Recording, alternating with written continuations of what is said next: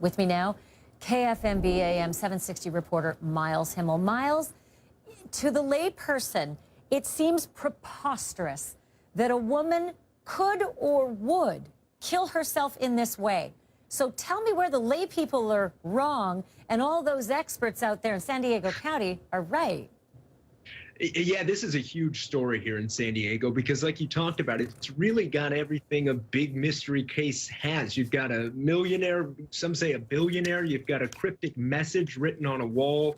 It's either a suicide or a murder at one of the most famous houses in San Diego. I think you're definitely right, Ashley. I mean, everybody, even though this is an older trial, everybody's kept this in the back of their mind going, you know, that one that happened at that house, that never seemed to add up right. And now this is kind of finally coming to everybody's forefront. Yeah, it doesn't add up to me, in fact, at all. In fact, I guess the first question I have is, why did the official coroners decide that this was, in fact, a suicide? What to them said suicide when to the rest of us it looked like a really violent murder? You know, it was a couple weeks after this murder, and like you talked about, along with the kid falling off the balcony, they did a joint press conference here. You had the sheriff of San Diego, Bill Gore, make this press conference, and everybody thought, okay, there's going to be something here because, like you said, you've got a naked body hanging over one of the Spreckles house in Coronado here in San Diego. I don't know, you know, everybody scratched their head, and you can go as far as to say, whoa, something's up here, conspiracy, or just they got this wrong. Either way you want to go, but you've got a person dead and no just kind of saying, so she killed herself, and you're going, this doesn't add up. So Keith Greer is the Zahau family attorney. Effectively, the dead woman's family says this is not possible. We think she was killed. They hired an attorney. That's Keith Greer. And Keith says he's got a theory that something went wrong as the victim here, Rebecca, was in the shower, which would say, makes sense that she's naked. And I want to let him take it from here. He thinks something got out of hand after that shower. Have a listen. Might have started off not being a murder, but just got out of hand. We think there was an initial confrontation. She's there, she's out of the shower with a towel. The towel winds up being dropped on the floor where she was standing. She was found there, naked, just out of the shower. An awkward confrontation happened that got out of hand, I think is what we allege. So an awkward confrontation with whom is he suggesting, Miles? Well, it's Adam Shacknai. It's the brother. So this is the part of the story, and this is why we're here. There's the side that Zahau was overcome with grief and killed herself because of the kid, right? That's what the law enforcement is saying. Or it's Jonah, Shacknai's brother, Adam Shacknai. Now, Jonah was the boyfriend to Rebecca. So Adam Shacknai, who was at the house, was the only person at the house when Rebecca killed herself or was dead. She came down and he saw her, and that's where the argument happened. And that's why we're here. So the defense attorney crossed the plaintiff's expert. So effectively, the family's expert is on the stand suggesting, you know, this is the scenario that actually played out, that it was no suicide. But then I think it's Adam. Is it Shacknai or Shacknai? I think you said Shacknai, correct? I've heard Shacknai, whatever you say, Ashley. Okay. Well, I wasn't there, so I'm going on all the evidence that I'm seeing before me. So let's just say Shacknai. So that defense expert defending Adam crossed the expert that the family put on the stand, effectively saying, how about fingerprints, etc.? Have a listen to this. From a fingerprint standpoint, taking into account everything that you looked at, you did not see any evidence that Adam Shacknai murdered Rebecca, correct? From a fingerprint standpoint, no. So, Miles, isn't the suggestion that the fingerprints aren't there because the family says they were wiped clean? Yeah, that's the interesting note. So you've got that even happened today as well, the DNA expert in there. And so on the surface, you go, oh, no fingerprints found. That's good for Shacknai. Well, yeah, he said, though, that he was there. He cut down the rope. He found Rebecca. He even performed CPR, he said initially.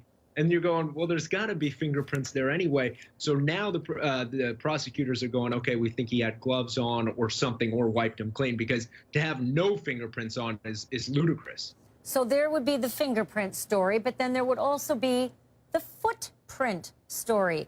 And I'm going to sort of play amateur detective here, because if you think through the scenario, Miles, if she were to be thrown off the balcony by, say, a murderer, she wouldn't have footprints. But those circles, the first one at the bottom, they actually show her left heel and her right heel.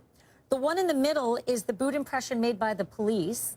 And the one at the top are her toe impressions, as though she may have hopped with her feet bound to the edge, to that iron railing at the top of your screen, and then, you know, somehow catapulted herself over the railing.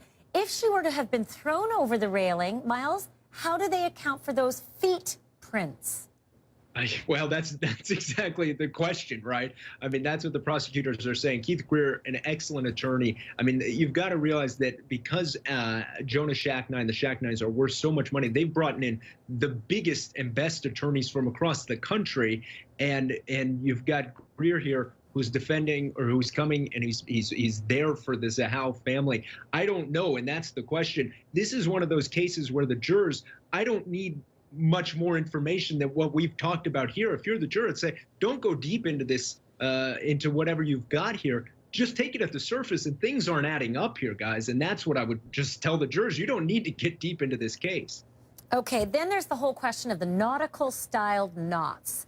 And this has a lot of people really scratching their heads. If, in fact, Rebecca Zahau decided to kill herself and somehow bound her own hands and her own feet, the suggestion is that the knots were very complex, that they were nautical style around her hands.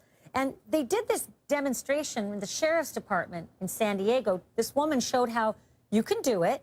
You can tie your own hands up, and you can slip your hand in and out of the knot and somehow get it behind your back. See, that's how the sheriff's demonstrator did it. But at the same time, what's odd is that the family's attorney spoke to this issue about the nautical knots and had this to say. Take a look. They exhibited characteristics of somebody who knew and used nautical type knots.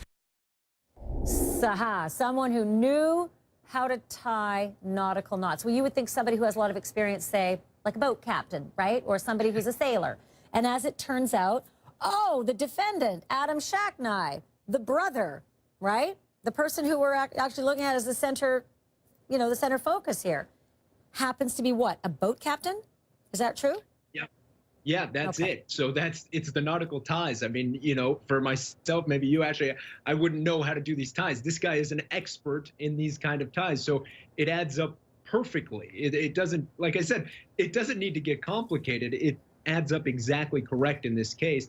And so you're going, well, guys, with this and this and this, with the footprints, with the fingerprints, and now the ties, why the San Diego sheriff never even just put this to a trial is beyond me. And luckily, we're here now. Well, so luckily you and I are journalists and not coroners, because the coroner said no, this is not Adam Shacknai, and that Rebecca killed herself. And let's be really clear here. This is a civil case. Adam Shacknai was never charged. Adam Shacknai was not hauled in and fingerprinted and charged and jailed and given bond. Nothing of the sort. It wasn't a murder, according to the authorities. And it's not a podunk place that doesn't know what they're doing. It's San Diego area. So these are experts who determine somehow, even though you and I can't figure this one out, and I think our viewers are on our side here, I want to show you what 2020, ABC's 2020, great program. I used to work for them. I love them. They're excellent workers. The producers are phenomenal. They did this sort of demo, and they went to the experts, the guy, you know, who works on the boats and knows knots, to ask him a little bit about the kind of knot that we're talking about. Have a listen. Let's just take this. Throw a bite around one of your wrists, or however you would do it. Hantro was able to tie his hands behind his back using the same type of rope on Rebecca's wrists, but even he found the process to be awkward. So again, even the guy who knows boats said, I don't see this happening. I don't see that kind of complicated nautical knot. And then the experts, the officials, the government said this wasn't complicated. Where am I missing something? I wish I had that answer for you. I mean, that's been the question here for 7 years. Like I said, this has been talked about, even though it's a lot, you know, it happened a while ago. This case has been talked about. Now, if you're in Coronado and you go by this home here in San Diego, it looks completely different. They've renovated. It's almost like they've wiped the whole entire case clean, going, okay, we'll get out of this.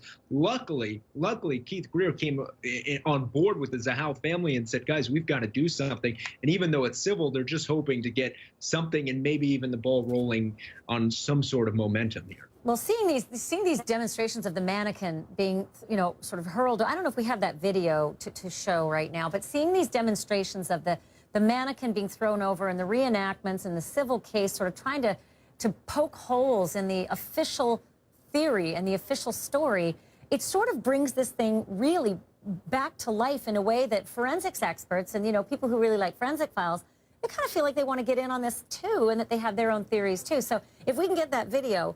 So this is the kind of thing where ABC's 2020 did this and did it exactly as the theory would allege, right? And what's critical about that video is if you were to fall like that, trying to kill yourself, you would think that something would happen with the weight of your body and the ligature around your neck, right? You would think the cartilage would snap, your neck would snap, there'd be enormous trauma. With, say, I don't know how much she weighed, maybe 110, 20, 30, 40 pounds. Any of those weights going over a balcony and snapping to an end like that would certainly do something to your neck. And when we come back, I'm going to ask you to stick around, Miles. I have a certified death investigator, and I'm going to come back and talk a whole lot about what does not add up, not only in the ligature, but also in this very strange sign that was painted on the bedroom door. Very, very strange. We're going to get to that in a moment. I'll tell you what it said, why it matters.